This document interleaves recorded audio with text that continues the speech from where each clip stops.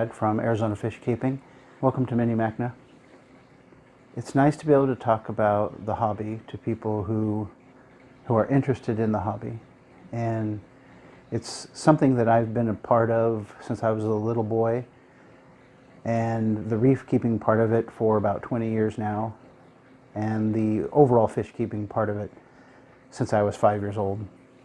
And I think for me, to answer the first question, what's been my biggest challenge in reef keeping? It's been water. My biggest challenge consistently has been water. Changing water, getting good water, filtering water, mixing water, just having to make sure that the water is good quality. Just that foundational aspect can be difficult. For example, right now this tank is upstairs, and I haven't yet hooked up an RO system up here, so I have to lug jugs up the stairs, and that makes me less inclined to go ahead and do the water changes that I believe need to be done.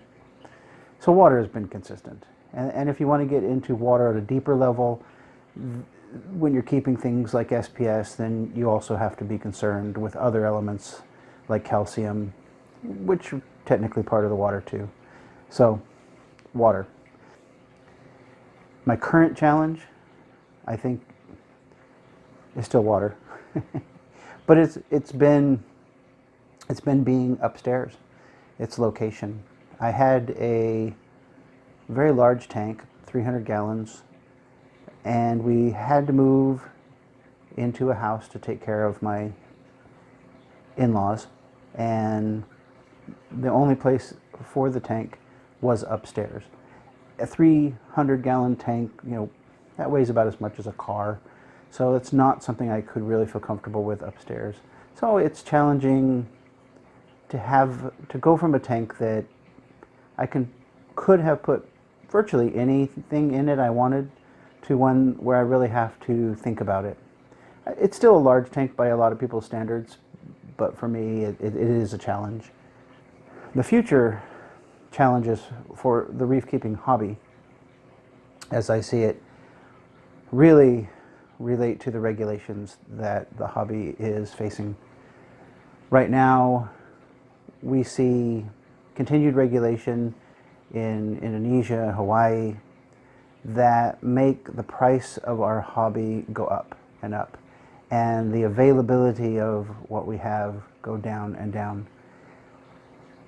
That's going to be a huge challenge for future reef keepers.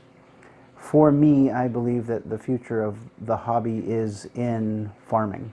That we as hobbyists will need to make sure that our tanks are little arcs where we can frag and propagate, and within the hobby, more and more we will need to be able to do that and to share with one another.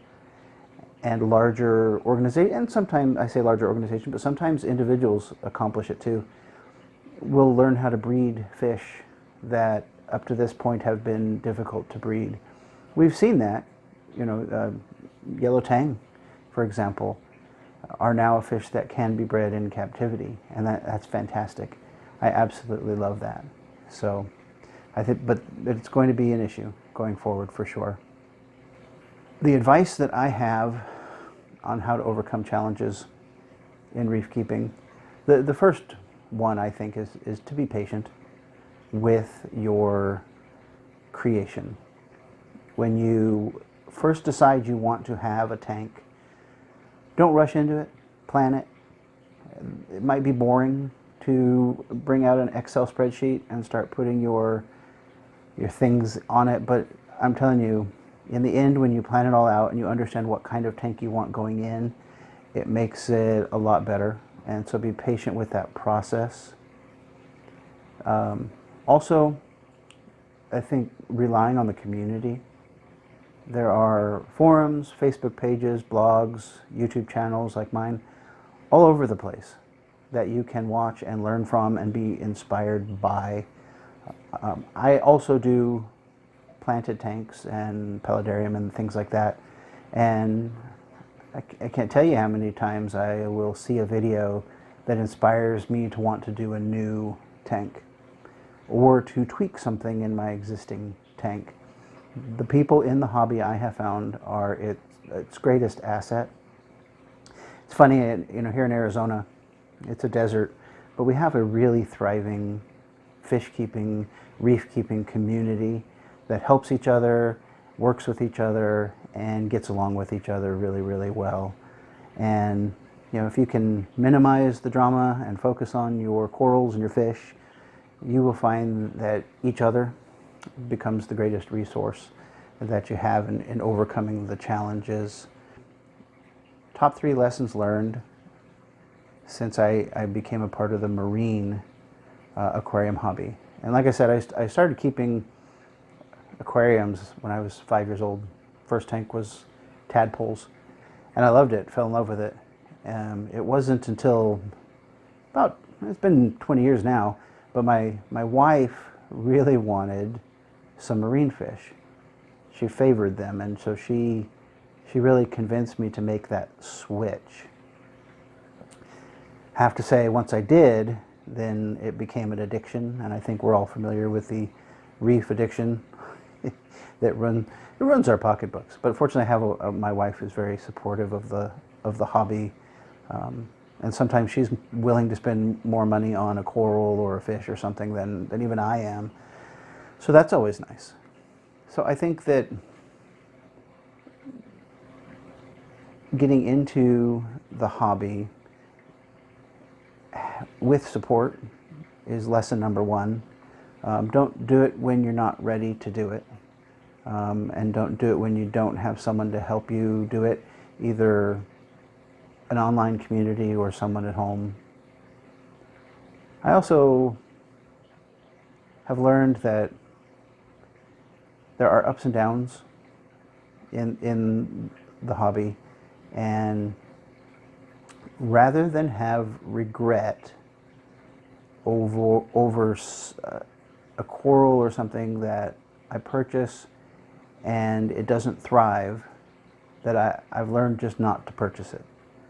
I've had tanks with all of the SPS and the glorious things, and at that time I had the ability to take care of it.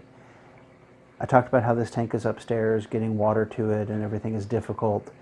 So you'll see in this tank, it's soft corals, because I know I can do soft corals in this tank.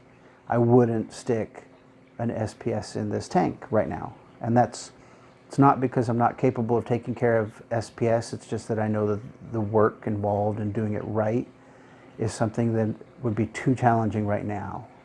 So just learn and know your limits and your environment and understand that. The third lesson, I think, from the hobby is that equipment is overrated. I mean, you can do the hobby for cheap, or you can do the hobby incredibly expensive. And I'm not knocking buying the expensive things, because I think probably if I had more cash, I would have a lot more automatic things going on in my tank, and monitors and all that kind of stuff. But as it is, I stick with the basics. I have a water flow, good pump. I have a skimmer. I have a reactor. In terms of the third thing, you don't have to have all the equipment in the world. The basics work. The basics work really well if you learn that first lesson about water. We keep water. I know that's a cliche, but in a sense we do. We keep water, and the better we keep that water, the more the things we have in our tanks will thrive. That's really it.